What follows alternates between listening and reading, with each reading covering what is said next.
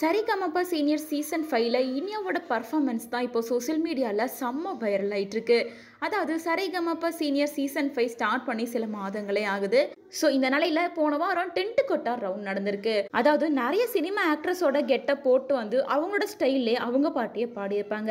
So அப்படி இருக்கப்ப எல்லாருமே இனியா என்ன கெட்டப்ல வருவாங்க, தேவயானி படத்துல இருந்து வர பாட்டை தான் பாட போறாங்களா அப்படின்னு எல்லாருமே செம்ம ஈகரா வெயிட் பண்ணிட்டு இருந்தாங்க. பட் மின்சார கனவுல பிரபுதேவா பர்ஃபார்மன்ஸ் பண்ண வெண்ணிலவே வெண்ணிலவே சாங்க பேர் பண்ணி பாடியிருப்பாங்க.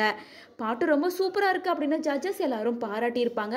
அதே நேரம் நீங்க உங்க அம்மா நடிச்ச படத்துல இருந்து ஏதாவது பாட்டு பாடுவீங்க, அம்மா மாதிரி கெட்டப் போட்டு வருவீங்கன்னு தான் நாங்க எல்லாரும் எதிர்பார்த்தோம். பட் ரொம்ப ஷாக்கிங்கா இருக்கு. இருந்தாலும் உங்க பர்ஃபார்மன்ஸ் சூப்பர் அப்படின்னு கோல்டு கொடுத்திருப்பாங்க.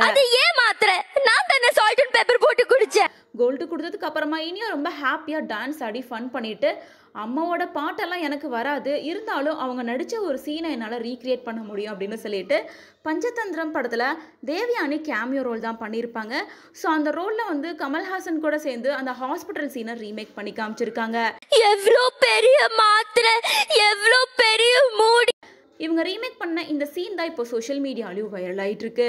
தேவயானி மகள் பார்க்க மட்டும் கிடையாது, அவங்க வாய்ஸ் கூட தேவயானி மாதிரி தான் இருக்கு. இவங்களும் ஃபியூச்சரில் ஒரு சூப்பரான ஹீரோயினியாக வருவாங்க அப்படின்னு சொல்லிட்டு ஃபேன்ஸ் பலருமே கமெண்ட் பண்ணிட்டு வராங்க.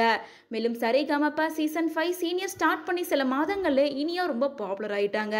மேலும் இனியா தன்னோட சொந்த முயற்சியால் தான் முன்னுக்கு வரணும் அப்படின்றதுக்காக தான் தேவயானி இந்த ஷோலையே ஜாயின் பண்ணி விட்டுருப்பாங்க. ஸோ அவங்க நினச்சதெல்லாம் கூடி சீக்கிரமாக நடக்கும் அப்படிங்கிற மாதிரி தான் போயிட்டு இருக்கு.